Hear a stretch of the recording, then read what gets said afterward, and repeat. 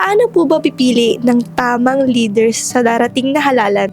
Sa turo sa Bible, yung mabuting katiwala dito sa gobyerno, saka sa tawag natin accountability, di ba? Sa atin, good stewardship.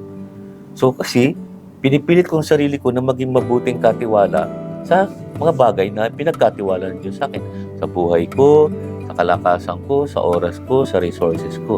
Sana yung iboboto ko, mabuting katiwala din siya. Paano naman kung ako pinagpapahalagaan ko tapos siya hindi naman niya pagpapahalagaan, di ba?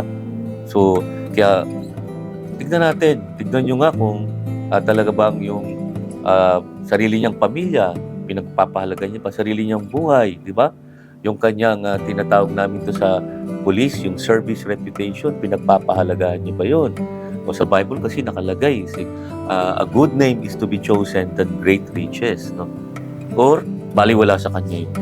Kahit may asunto siya, kahit may kaso siya, kahit anong gawin niya, kahit na mababa sa sa standard ng common na pinaniniwalaan natin, ginagawa niya pa rin para lang.